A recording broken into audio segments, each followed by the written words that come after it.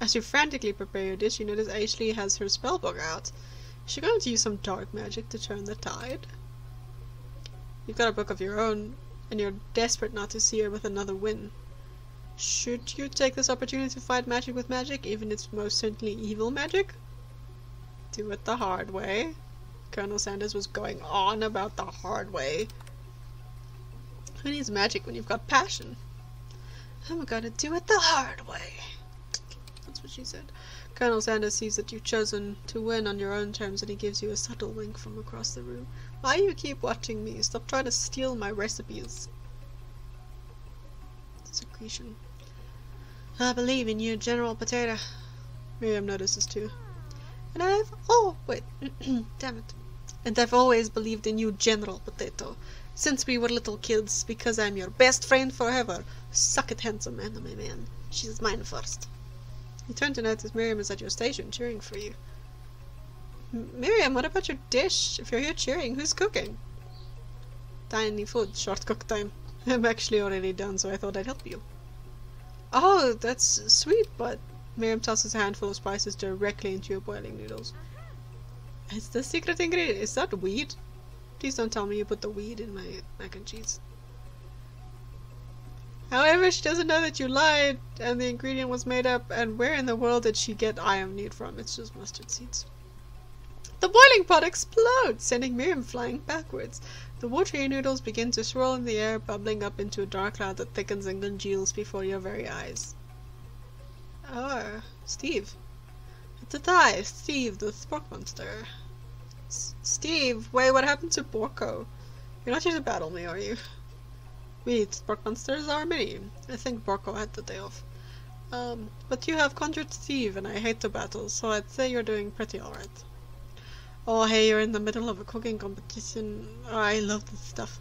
It's better than TV. Your crazy codes and your culinary skills really impress me. Mind if I hang out? I'm sorry, Steve, but I'm kind of in the middle of something. Do you mind? Steve, the spork monster, noticed that you've got the grimoire stashed beneath your cooking station. I see what you're up to. Crisscross some magical items and accidentally summoned me, huh? Ah, yeah, you guessed it, sorta. If you're here, do you mind tossing some fresh noodles in the pot of salted water? Oh, I'd love to. I've always wanted to be a top chef, actually. You know, when I was just a spork pup, back in the old country. You can feel Spork Monster wanting to up a very long and involved story. You don't know exactly where they came from, but it seems like it was probably lonely there. Actually, you know what? Maybe I should watch from the stands. I really need to focus on this competition. I understand. It's kind of like that time in monster school that I've fallen asleep during scare tactics class, and when I woke up, you toss a serious stare at Steve and he takes the hint. Never mind, I'll tell you later. Good luck. Having suffered this huge setback, you don't know if you could ever win. Summon extra power from deep within yourself. I can do this. I have what it takes. I came here to win. Your hair turns mac and cheese orange as culinary energy flows through your body. I'm going Super Saiyan, but wrong. My heart is pure. My hands are steady. My taste buds have been prepping their entire lives for... Yes, General Potato, you are the chosen one. You will avenge me. The power you've been summoning immediately fades back out. You interrupted my inspiring monologue. Sorry. My heart is pure. My hands are steady. My taste buds have been prepping their entire lives for this moment. I will show the world my cookery. You begin to levitate off the ground. Energy courses through your body. You know that with this power you can do anything. Except turn back time, which would be super useful, because while you were powering up, your chicken pot pie overcooked in the oven and can't be served. Don't worry, General Potato. You may have suffered some setbacks, but all is not lost. Impressed with your fortitude, Colonel Sanders decides that you have earned his support. I've been watching you today. I must say, I'm truly impressed. You've been thinking on your feet, rolling with the punches. He steps up to your station and stands right beside you. I'm here to help. You've managed to make his mac and cheese and time is almost up, so you're going to need it. But, Colonel Sanders, what about the test? What will happen to you? What about the rules? Follow the rules, never been my thing. Follow my heart. That's how you end up in jail, and how you killed your friend in a gunfight. What a guy. Colonel Sanders unfolds a delicate white towel to reveal the most deliciously fried chicken tenders you've ever laid your eyes on. Besides, sometimes unexpected combinations can have surprising effects on that surpass their individual efforts. Whatever. Can't we make the famous bowl? Because that is my favorite KFC thing, is the famous bowl. And they haven't had it in KFC for the last 3 years. And I'm sad. I miss it.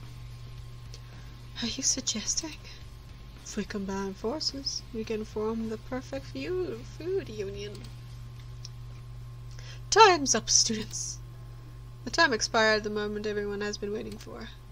You must now prepare to present your dishes. A handful of students stand tall, but the class seems incomplete. Seems we're missing some students. Pop! Clank!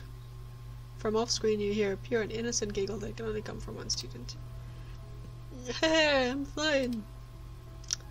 Sounds like it's coming from the broom closet over there. Miriam, would you mind? Inside of the closet you see Pop hanging on a broom hook by the elastic of his underpants. Pop, get down from there right now. Let me guess. Did Van have something to do with this? And someone else for a wedgie, who am I to refuse? I thought our wedgie was a salad. Looks like Pop is eliminated from the challenge, seeing how he didn't cook anything. Can't feel my legs. I'll be excused. Sure. You kids and your pranks. I must say, it's not the worst prank you CSAL history, but not exactly yearbook material. Wait a second. Pranks. Clank! Where did that pressure cooker roll off to? You wait to hear a signature word beep, another onomatopoeia, but there's none. Oh, somehow we must have gotten unplugged, I guess. We'll have to figure that out later. That leaves only 4 remaining students. Please collect your final projects. Yes, it has been a long semester. Wow, 3 whole days long. But after days of work, your time has come for me to eat. Nice. Miriam, please step forward. Now, describe your dish. I've made... Oh my gosh, it's so small. Look at the tea bag. Tender udon noodles in savory soup. My word, it's so delicate. Is that a teeny tiny Naruto maki I spy afloat to this itsy bitsy bowl? Yes, chef. Please, call me Sprinkles. Chef is my father's name. Chef dog. Yes, Sprinkles, and some green tea I made from baby tea leaves that I picked myself. Sprinkles carefully sniffs around the dish before opening his mouth and letting just the tip of his pink tongue dip into the bowl. Sublime! Would anyone else like a taste? Oh, come on, I'm not one of those dogs who doesn't floss. I even have a really cute electric toothbrush for dogs. Fine, I'll enjoy it all by myself. And in a flash, the entire meal has been devoured. Not that it took much. It was less than a thumble's worth of soup. Hey, plus! Rarely do I taste a dish with as much love poured into it as yours. Miriam is overjoyed. She gives you a huge hug. Thank you, General Potato, for helping me believe in myself. Van, you're up. Now, describe your dish. I made uni over smooth egg custard in an axe-hewn urchin shell topped with caviar. That's a lot of fish-y stuff. Looks cool, though. Did you skewer one type of urchin with spines from a second different color type of urchin? Yes, Sprinkles. A bit much, don't you think? That's exactly why I did it. A bit much is kind of my brand. Doesn't it look cool? Sprinkles leans in to sniff the uni, but he can't get his nose close on account of all the spikes. He begins to pour at it erratically, causing the custard to slosh around. Woof! Please, be gentle with my cuisine. Grrr. Finally, Sprinkle goes all in tongue first, but he can't get past all the needles. He reels back and his tongue is poked and prodded. Ouch! My tongue. Professor appears to be having an allergic reaction to this thing. I can't eat this. I can't keep poking my tongue. Disqualified. Stunning turn of events, who would have thought that serving food in a bowl made of needles would make it difficult to eat? Dejected, Van Van does not go gentle into the night. Disqualified. For glamour. Don't discount simplicity. This isn't the last you've heard of me. Before forcing us to endure his swollen tongue for another moment, Sprinkle graciously laps up a bowl of milk. I know, yeah, I'm a dog and I drink milk. Get over it. Sometimes it helps calm my agitated tongue. Next student, Ashley. Time to stutter. No, describe your dish. I made orange blossom Turkish delight with a light rose water syrup topped with a French meringue and connected by sugar glass. Damn, girl. That is impressive. That actually doesn't sound too bad. Indeed, it's quite delightful. However, I'd ask that you please refrain from eating it or attempting to taste it in any way. It's very fragile and meant to be a display piece. Don't eat the food at a cooking school. Got toast in your ears or something, General Potato? I told you, it's a display piece. Actually, I must say it is beautiful. However, this is a cooking competition at a cooking school. Yeah, which is why I cooked it, and an extremely good cooking job I did too. I didn't realize they were having an eating exam. If you wanted to be judged on eating, I'd go to the College of Eating School for the Hungry. Suppose you could smell it if you're absolutely insisted, but don't breathe too hard, you might disrupt the sugar spiral. If the food cannot be eaten, it cannot be judged. You are disqualified. Rage overtakes Ashley and she finally cannot keep up her two-faced routine. You wouldn't know high-end cuisine if it cooked you. Put away the cleaver. Put away the cleaver. With that, Ashley storms off to rededicate herself to being the best, but this time without being shackled by trying to be fake nice and liked by everyone. I think she'll be happier that way. This isn't the last you've heard of me either. If this class gets much smaller, I'll be teaching myself. You and Colonel Sanders, the final cook, step up together. Two chefs. What began as a bowl of delicious mac and cheese has become something else. It does look good. They don't serve mac and cheese at KFC over here, so I don't know what your mac and cheese tastes like if you're overseas people. Well, it looks good. He examines it closely, sniffing and eyeing the bowl. Although I don't have a good feeling about this. From somewhere in the room, a literal drum roll plays.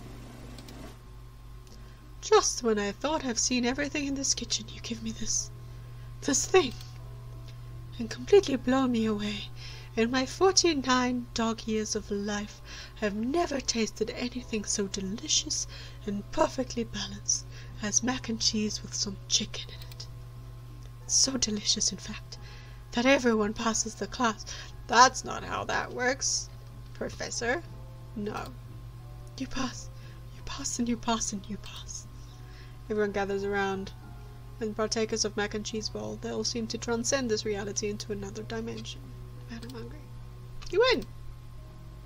Together, you and Colonel Sanders have made a new menu item. The new menu item is so impressive that even Van Van and Ashley are drawn back by its magnetic fragrance. When they gaze upon your mac and cheese bowl, they admit that you are indeed an excellent chef. Sprinkles declare that you have passed. Everyone has passed. There were supposed to be more battles, but come on, how could they be better than this one? Thank goodness, I'm tired. Now that the school year is complete and everyone has graduated, the students return for one last assignment, to get their groove on. That's stupid. See, now there is a chandelier. The cafeteria has been completely redecorated by removing all the tables and putting up some stuff, in order to serve as the site of the school's graduation dance. See, they have like a semester a week, so there's just 3 days, and then the other 4 days is just enrolling people and like printing all of the graduation certificates and stuff. Compared to the massive high-tech cooking arena, the humble decor seems downright cute and cozy. Oh. DJ Dog is in the house! Hello! You know, Sprinkles was a master chef, but a world-renowned turntablist? Who says you can't teach an old dog new tricks? Aww! You... that makes you happy, sir, but it's winter here, I'm cold for you. Van and Ashley tell everyone that they committed themselves to righting the wrongs they did while they were villains. Okay. For a moment you actually believe them. No. Not another haunting. No ghosts allowed at this graduation. It's clearly written on the school's bylaws. It was never actually a ghost. It was all a trick to get you to finally notice me. Ha, amusing. And now that everyone is together, it's the Spook Monster! He's totally mellowed out. Everyone, the Spook Monster is no more. From here on, I prefer that everyone refer to me by my new name, Party Monster. Student tries to finish what they had to say, but everyone's so wrapped talking to Party Monster. Dejected student walks off. Oh, Miriam, you look so cute. Maybe things didn't work out for Miriam romantically, but she found love in her cooking. And you know she's gonna do great. Red carpet rolls out across the floor of the ballroom. It's like a Hollywood movie premiere. Would command such an entrance. It's Pop. You arrived late to the dance, but apparently for good reason. Walking the carpet, you see approach to his dirty chef's hat. A crown? Welcome back, Pop. I know you weren't able to complete the final exam and accept your diploma, so we had it mailed directly to your father. We figured it was the least we could do for the school's dean. Ah, now I get it. And, we get a new wing on the school, not to mention the honor of educating son of the chancellor of such and such. Music at the dance is interrupted by the sound of sparking and electrical hissing. It's Clank, who has arrived late for the dance. Now that I have graduated, I can reveal my truth. Ah, he's still doing talking thing. I am Clank. I am not of this earth. I am actually from a faraway planet in another dimension.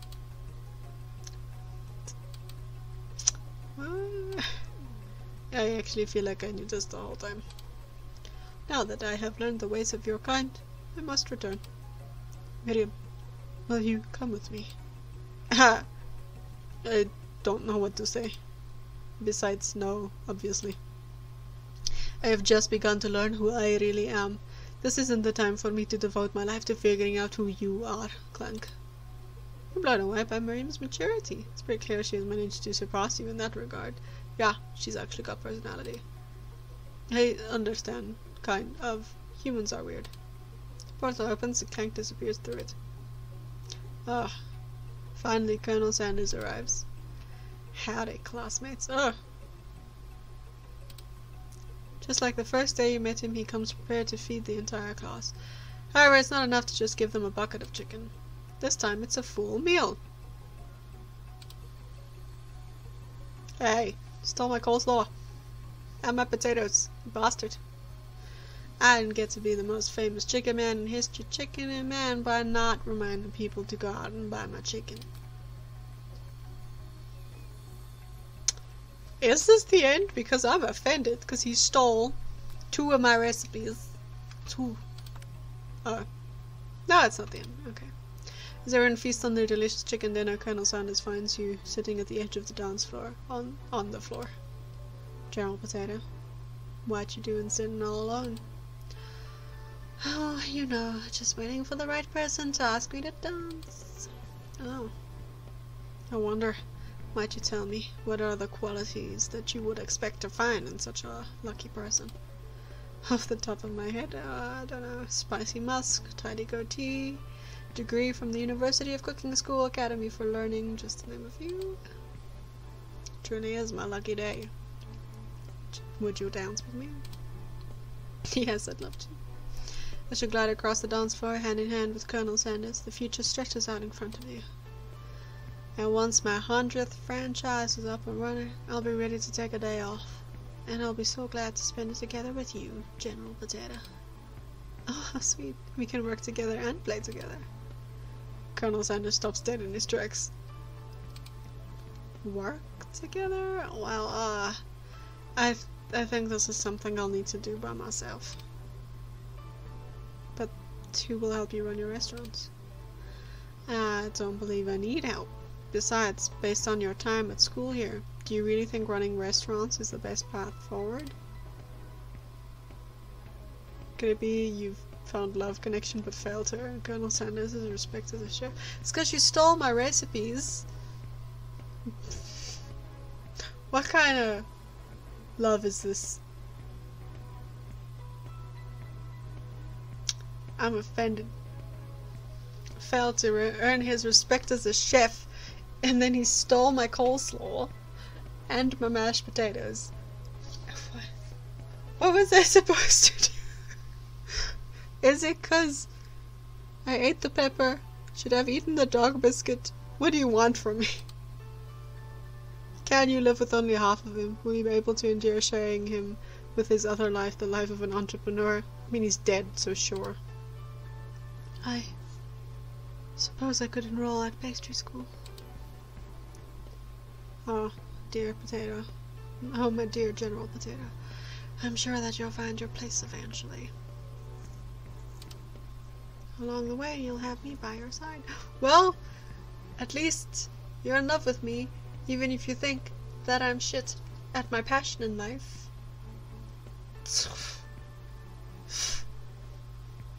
I'm gonna kill you in your sleep.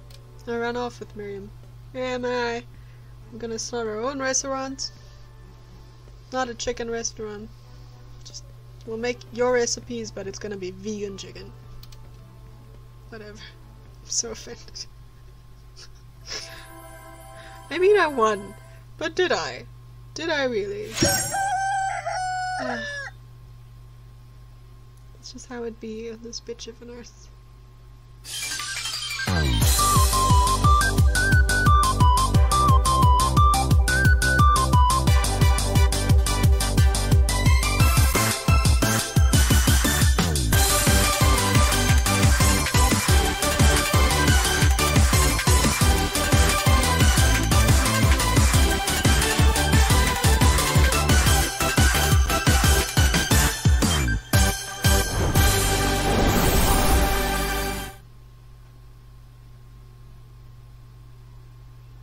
Well, thanks. Begin and start this end with really loud anime sequence. So, what a great date we had. I don't think I'll be coming back to this one. Jerk. Maybe if they make a sequel where I can do Yandere Simulator, but as a person who's been slighted by Colonel Sanders. I mean, not to get philosophical here or anything, but can you say that someone truly loves you if they don't respect you?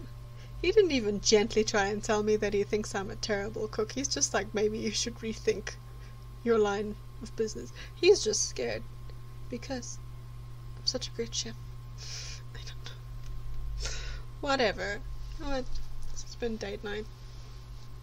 And this has been Love You, Colonel Sanders. And this has been crazy and weird. And I'm gonna go rethink my life choices and have some food. Have a good one. Bye. Honestly.